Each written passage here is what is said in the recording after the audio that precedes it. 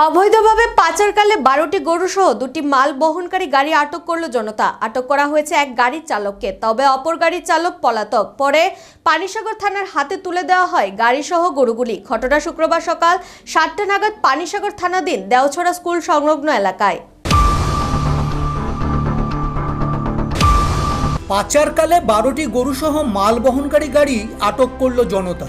পরে পানিসাগর থানার হাতে তুলে দেওয়া হয় গাড়ি সহ গরুগুলি। ঘটনার বিবরণে জানা যায়, এদিন সকালে দেওছড়া স্কুলের পেছনে গরুসহ 2টি মাল বহনকারী গাড়ি আটক করে স্থানীয় জনগণ। কিন্তু গাড়ির চলাফেরা আক্রমণাত্মক হয়ে ওঠে, ফলে 2টি গাড়ির চালকের সাথে হাতাহাতিতে লিপ্ত হয় স্থানীয়রা। এতে একটি গাড়ি ভাঙচুর সহ এক গাড়ি চালককে বেধড়ক মারপিট করা হয়। পরে পরিস্থিতি সামাল দিতে পানিসাগর থানায় খবর দেওয়া হলে ছুটে আসেন ওসি সুমন্ত ভট্টাচার্য। এদিকে খবর দেওয়া হয় পানিসাগর দমকল কর্মীদের।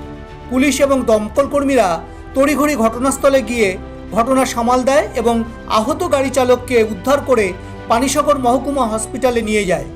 পরে 12টি গরুসহ 2টি গাড়ি পানিসাগর থানায় নিয়ে যাওয়া হয়। অপরদিকে অপর এক গাড়ি চালক অবস্থা বেগতিক দেখে ঘটনাস্থল থেকেই পালিয়ে যেতে সক্ষম হয়। বর্তমানে গরুসহ গাড়ি দুটি পানিসাগর থানার হেফাজতে রয়েছে। এ বিষয়ে ওসি সুমন্ত ভট্টাচার্য জানান, স্থানীয় লোকজন থেকে কেউ যদি অভিযোগ দায়ের করেন তাহলে মামলা নেবে পুলিশ, অন্যথায় পুলিশ নিজেই মামলা রুজু করে ঘটনার তদন্ত জারি রাখবে। তিনি এও জানান, গরুগুলি যেহেতু থানা চত্বরে রাখার কোনো ব্যবস্থা নেই, সেক্ষেত্রে গোশালাতে হস্তান্তর করা হবে।